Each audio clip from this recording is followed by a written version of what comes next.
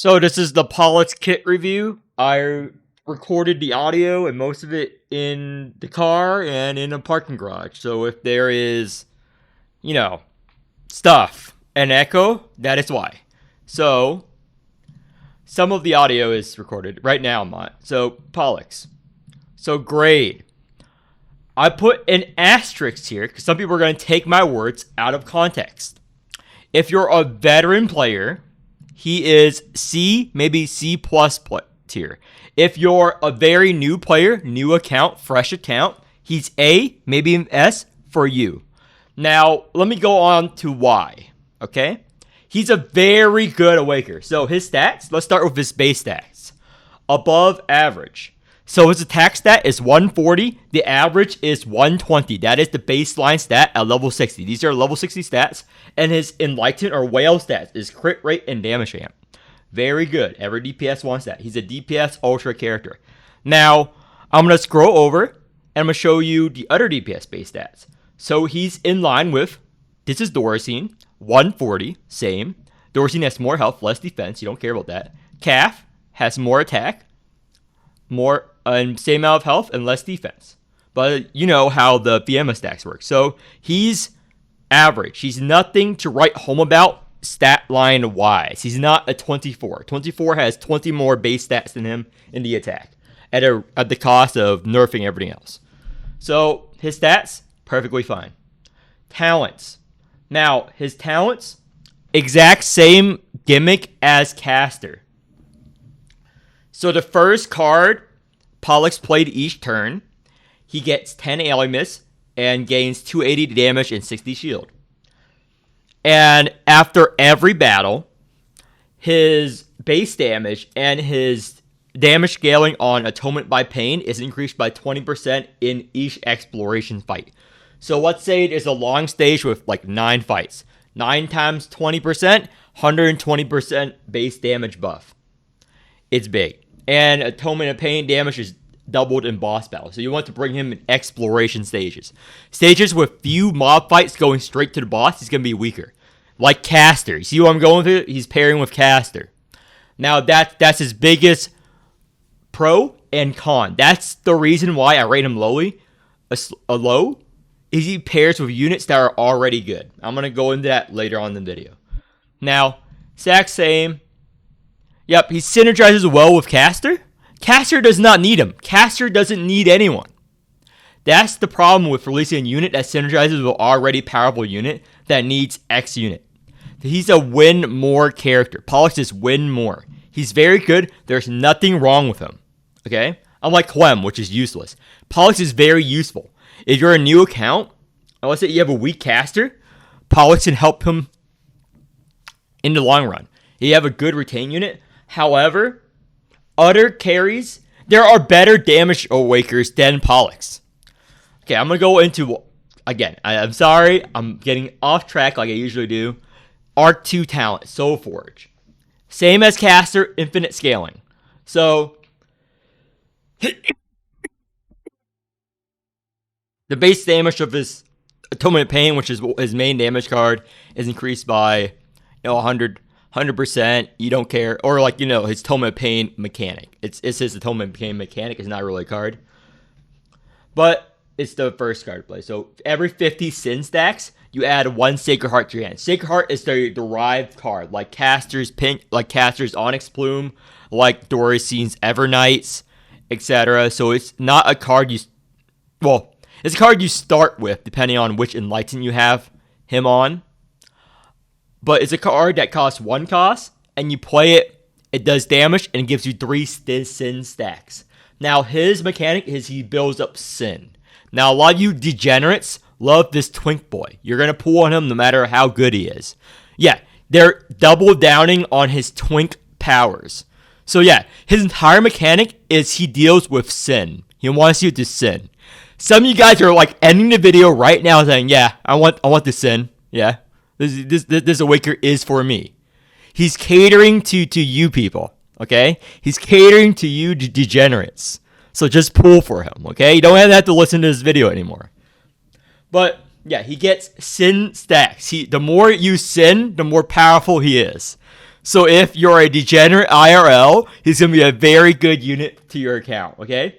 Every 50 sin stacks you have, you add 1 Sacred Heart back to your hand, which is his derived card, which builds up more sin stacks. When dealing damage against certain enemy types, he has the racism buff, as many people call it, like Corporal, like 24, like Dorzine, meaning when he fights certain enemies, he gets a damage buff, or he gets a buff when fighting certain enemies. We call it the racism buff, okay? Every Awaker they're releasing is racist against a certain type of enemy. Whether it's the fish people, whether it's the sculptors, whether it's the fucking humans, they're racist against something, okay? And you've used them against that enemy type that they're racist against. We call it the racism buff. He's racist against people who go to church. That is unironically what he is racist against. Church of the Lightbearers. He's literally racist against people who go to church. So if you go to like church, he hates you and he deals double damage to you. So his Exalt, it does an AoE, and it adds 1 Sacred Heart to your hand. That's another Sacred Heart. That's a scaling. Sacred Heart. So we're going to go on to his Sacred Heart card. It deals damage. We ignore it deals X damage because, affected by base damage, strength, exploration, blah, blah, blah. This value will be a lot higher than what is shown here. You never look at the damage here, usually. So every time you play a Sacred Heart, you get 3 stacks of Sin. And it also has Retained Prepare. So when you played, it goes in the top of your draw pile. So when this card's exhausted, sorry, holy shit. Okay, after you played it 3 times, this card is permanently exhausted. So you need to get more Sacred Hearts, either by exalting, either by triggering. There's a lot of ways to get Sacred Hearts. Another way is every 50 stacks of Sin, you get a Sacred Heart. Enlighten, you get a Sacred Heart. So yeah, that's his whole mechanic. So, his Overexalt. After you Overexalt, every one of his cards played this turn gets plus 50%. Meaning 50% damage, 50% shield, 50% alien miss. Everything that the card says it does it 50% more. And you get the Atonement of Pain effect, which is same as his Exalt, except for his next command card played will be played twice. Double up. That's his whole Overexalt thing. Is very good. Then again, he's a more whale unit, but again, you don't need to whale on him because teams he goes in already wins. So, next card, Soul Searing Light. Soul Searing Light is a skill 1 card. It does an AoE, and it draws the 2 command cards with the lowest cost in your deck. And it is retained. And it scales up. It has no special strength modifier, it's just the base damage stuff. So Cleansing Judgment is his next skill, which is deal damage twice. And this card is automatically put in your hand when you're entering Ultra Turn. This card, somewhat mediocre. Cleansing Judgment has nothing special affecting it. It just does high base damage, whatever. I rate it pretty low because it is a 3 cost. It does not have Prepare. It does not have much, It's just a card you can play. That's why you need to pair with Caster. Casting gives you the Aerith to actually play this card.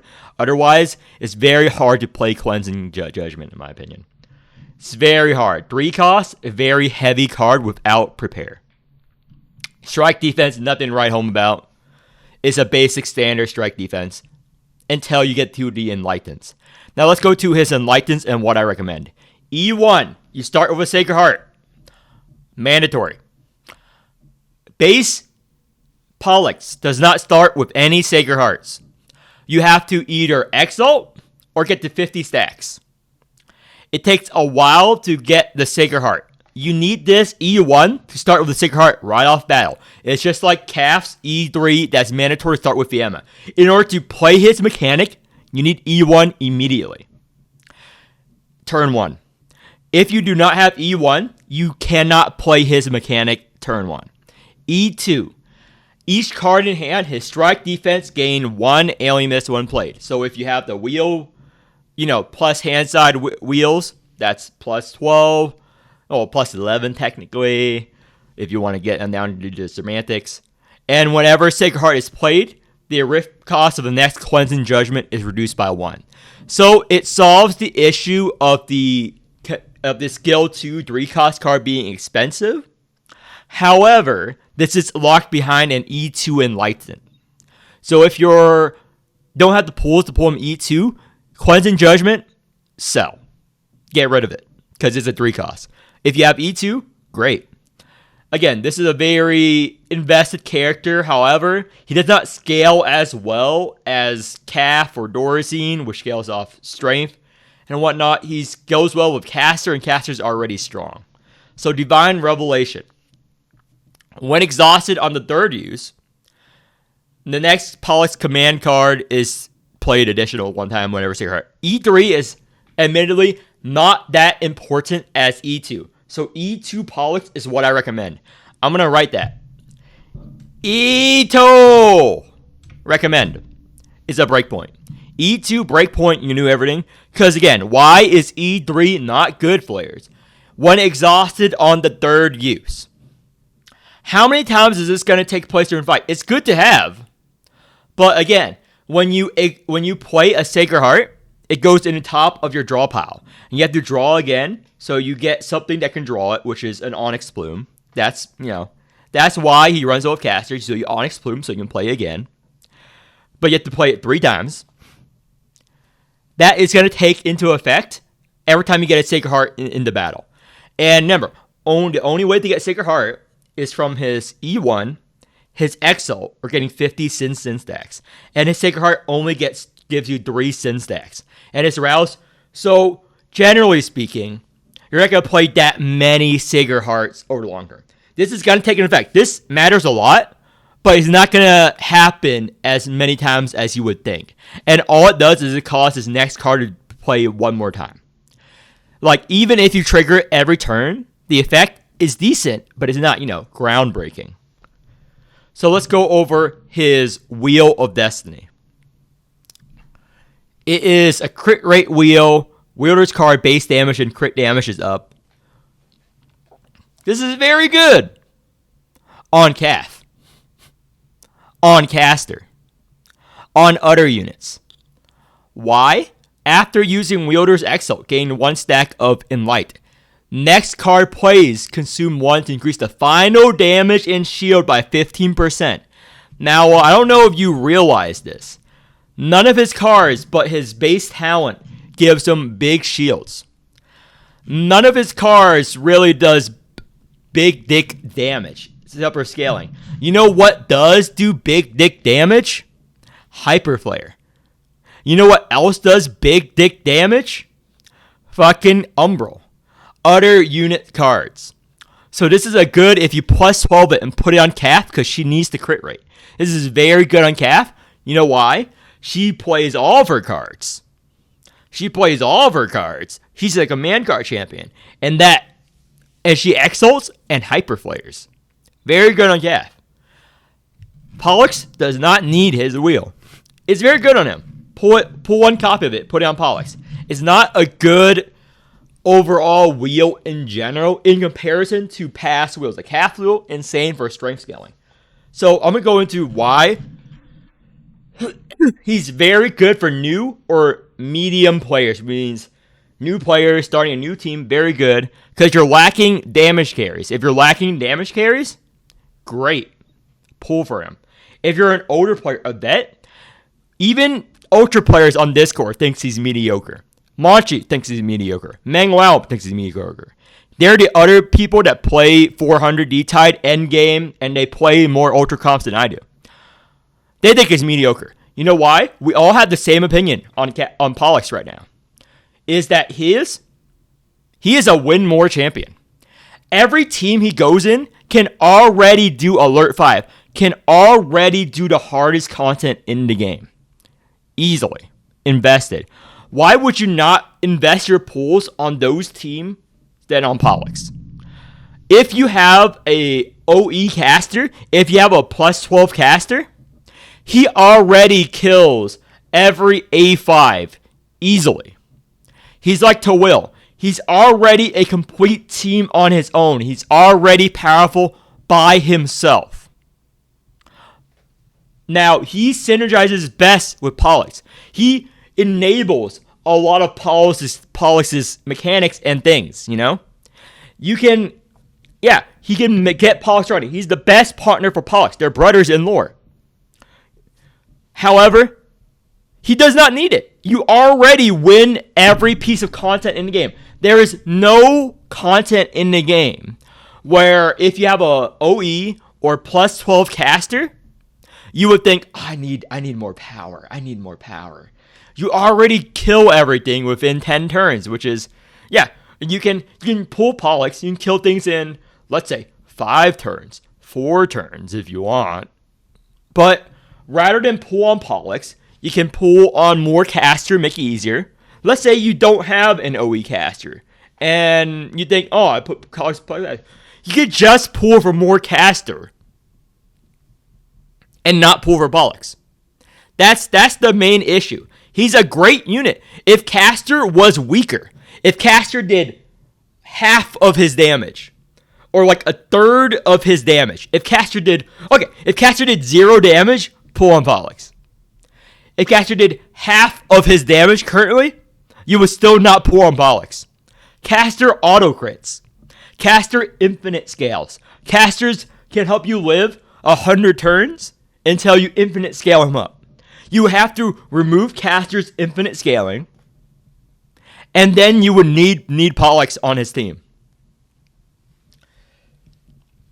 Now, he does synergize well with other units because his whole thing is his rouse. Every card you retain. So you want retain card champions. Now, retained champions are Caster, Horless Joy, Karen, Corporal Lightning, Loso, Corporal Arita can work because you would discard with the Arita card to pull Sacred Heart. That's more effort. That's a lot more effort. And why would you put Pollux on a team when G Murphy's coming out? And that's more limited units. That team's already complete. What other teams does he go in? Answer me. What other team has retained? There's Caster. He's already strong. Other damage units. Let's see. What team needs him? None of the meta teams need Pollux. He does not open another avenue of play until there is another support which gives you retain, which pulls you, that isn't already stolen by another DPS, which frankly does the job better. Like, let's say Horla. Why would you put it on a caster team instead of a Jellet team? And Gel is a strength scaler. She scales better than Pollux. Caster, already strong. You can go everywhere. You can put Jenkins on him. You get the power turn 1. Jenkins synergizes with Caster turn 1. Now, Pollux, in the long run, after a couple turns, after a couple exploration, is better than Jenkins on a caster team. However, Jenkins turn 1 is better than Pollux turn 1. And in Alert 5, turn 1 is the most important turn. It's a turn where they're doing big dick damage and you have to struggle to survive. The first turn is the hardest in every encounter. Because after the first turn, after this first fight, you start the next fight with Alimus, with Key Flare, with all your resources built up, with relics. The first fight is always going to be the hardest. So that's why Jenkins is better. Now, turn 5, turn 3, Pollux is better. If you survive to turn 5, turn 3 with Caster, you already won. Other units with retain. All taken. Every one of them. He goes well with Hamel. Pollux goes well with Hamel. You have the Memory Rondo. You play the Insights. You pull more Sacred Hearts. You play Sacred Heart. You Insight, Sacred Heart. Remember, Sacred Heart is top of your draw pile. Insight, Sacred Heart. Insight, Sacred Heart. Fine. Ultra Will. He grows fine with Ultra Will. Ultra Will can top deck Sacred Heart. And it's easy top deck because it goes to top of your draw pile. You can Omni it. You can build Sin stacks faster with Ultra Will. Tawil does not need Pollux. He's already strong. She's already at S tier. Yeah, that is his issue. He's very strong. If you're lacking in DPS, you can play him by himself, and he's strong and can help you clear. But is he honestly as good as Tawil? Good as Jellet? Good as Caster? No. On a Caster team, he will be S tier. On a Caster team, you're going to show Showcase. I'm going to show the Showcase. On a whaled out Pollux on a Caster team, will do trillions of damage. It's a waste of pulls. Because you're not going to die playing Caster anyway. You're not going to die playing Caster anyway. On a Caster team, he will do trillions of damage. You're going to no-diff every boss. Caster's already no diffs every boss with his shields. So yeah. You can pull on him. You make your Caster team stronger. And you're going to get less points in D-Tide. Because D-Tide, you need 5 to 10 teams. You would rather use your pools on someone that can help you create a new team, a new paradigm, a new team. He is not going to create you a brand new team if you already have a Caster. He does not make a new team. He goes into an already existing strong team. So that concludes my kit review of Pollux. If you have a weak team, a weak lineup, and you need a DPS, A tier. If you're a veteran player who already has DPS carries, already have units, C+ tier. Average. Why would you pull on him when you can pull on a unit that can make your account more diverse better?